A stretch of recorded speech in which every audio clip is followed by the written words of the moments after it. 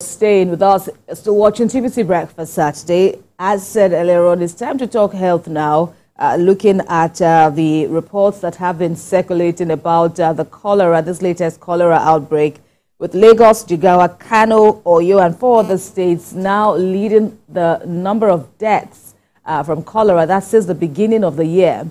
The Nigeria Center for Disease Control and Prevention, NCDC, also says a total of 10,837 suspected cases as well as 359 deaths from cholera have been reported. So let's talk about this latest trend, bringing in founder, Love for Health organization, Dr. Yusuf Harun. He joins us via Zoom. Thanks a lot, Dr. Yusuf, for joining us on TVC Breakfast Saturday. So 2 major cities, Lagos, Kano, among the 8 states said to be leading in the number of deaths from cholera, this cholera outbreak. What are your thoughts on how it is spreading and how it can be combated?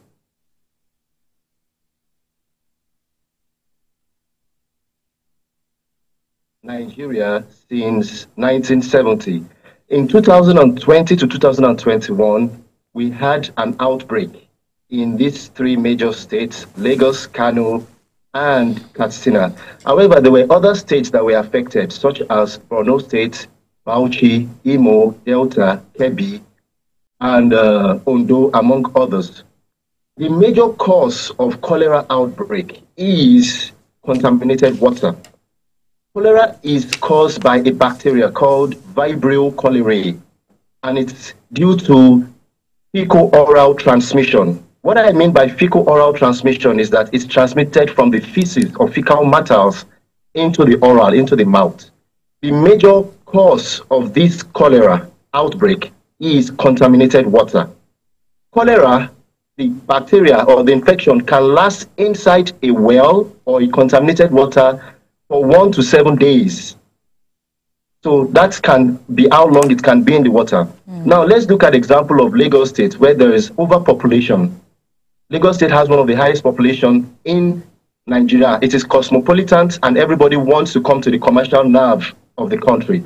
So due to this high population density, urbanization, and also poor sanitation can cause this cholera. So I implore everybody, it's a public health advice, that we should maintain proper sanitation.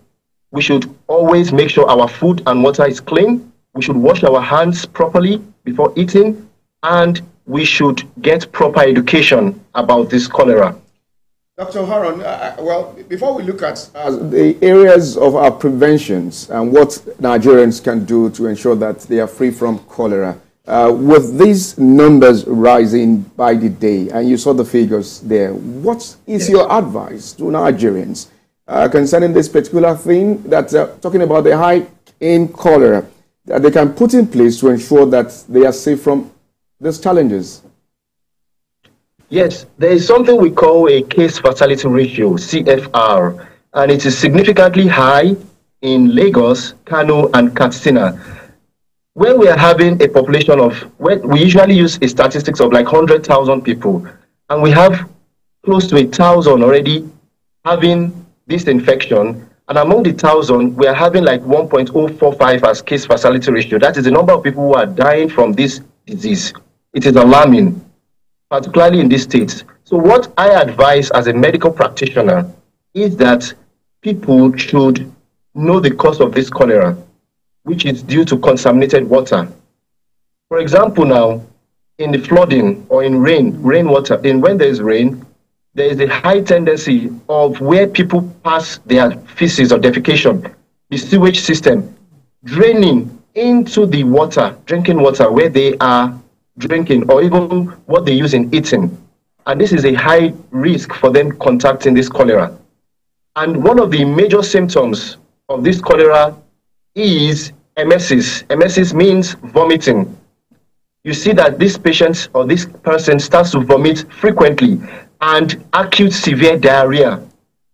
According to World Health Organization, if an individual is passing frequent stool more than 3 times in a day, which is watery, and most of the time it could even be smelly, we we should always suspect this is cholera. However, there are kits, and I'm happy that the government, particularly Lagos State, provided some test kits to primary healthcare centers and hospitals to test for this cholera disease and confirm, which is usually done through the stool or the feces to know if it is actually the cholera. We have the cholera test kits. Right. Dr. Harun, so the report goes on to say that these cases, the suspected cases especially, increased by about 220% compared to what was reported at about week 39 last year. And you've also spoken about open defecation and floods as the primary culprits here. To combat open defecation on the part of government, what would you be advising before these numbers further escalate? Now, for these numbers to keep escalating, that means it is certainly an outbreak and an epidemic. Before, cholera was termed as endemic. Endemic is something which is there for a very long time, but it increasing now in Lagos, Kano and Katsina, among others.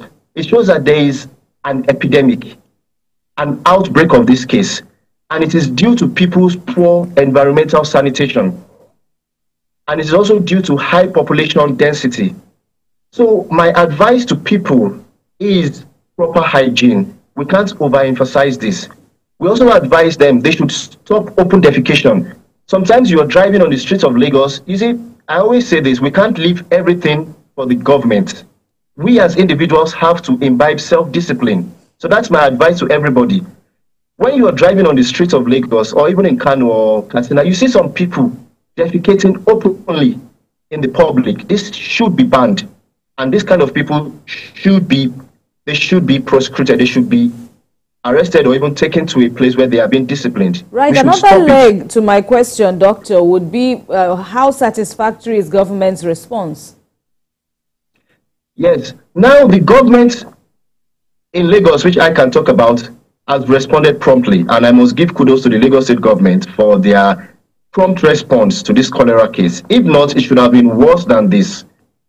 Also, Lagos State government, which I also trained in Lagos State University, where I trained in for 7 years and also did my internship there before I moved to Bariga Health Center. There's something which we do, and that is health sensitization. In the health centers, we even have pictures of cholera, and the nurses educate these patients. And there's also sensitization in the society on why they should maintain proper hygiene. If there's only one thing we are going to take home today is maintaining of proper hygiene. Hygiene can reduce this high incidence you talked about as is increasing. It's because people's hygiene keeps getting worse. So the government is not the one that is going to make people wash their hands or or prepare and boil, also cooking food at a very high temperature, about 76 degrees centigrade, can also make this cholera die because they are heat sensitive. That is, the cholera bacteria can be destroyed by heat. So I advise everybody to cook their food properly, cook your meat in particular properly, wash your hands with soap and water, maintain good hygiene, have a closed defecation system, don't defecate in the public, don't also, yes, and very importantly, some people defecate close to the river or close to the water, like Oroshoki water there, or even the one at University of Lagos or other places where there are oceans in Badagry, different places, Ekpe. Some people defecate directly into this water, thereby contaminating people and making them get infected with cholera disease. Dr. Harun, you will definitely agree with me that the issue of open defecation is something that the federal and the state government need to be more proactive about. But away from that, let's look at the signs and symptoms. When people have these signs and symptoms, there are some people who want to do self-medication. What's your advice concerning those who are practicing self-medication instead of going for the proper treatments? So there are two ways I will answer your question. Number one, there is a standard way of which an individual should know, particularly in our rural environments, if they are distant from the hospital, and that is the ORS. Because one of the major problems or complications of cholera is massive dehydration, and they can go into hypovolemic shock. So they lose a lot of fluid because they are vomiting and they are also having diarrhea. So they are losing electrolytes, sodium, chloride, potassium electrolytes. So in terms of your self-medication, there's something which they can do temporarily to help themselves before they go to the hospital. And that is the ORS, oral rehydration solution. This is what our nurses and doctors teach patients. So, yeah, so ORS is something they can do. That is salt water and sugar solution. You take 6 teaspoons of sugar, you mix it with 1 liter of water and half teaspoon of salt. So this kind of medication, they can do it at home, yes. But when it comes to antibiotics, I would advise you to see a qualified medical doctor to prescribe antibiotics for you. Is that tetracyclines? Is that cefuroxime? Or all these kind of ciprofloxacins to treat the bacteria? All right, Dr. Yusuf Harun, that will be a fine place to leave our conversation for now. We thank you very much for speaking with us on TVC Breakfast. Thank you very much.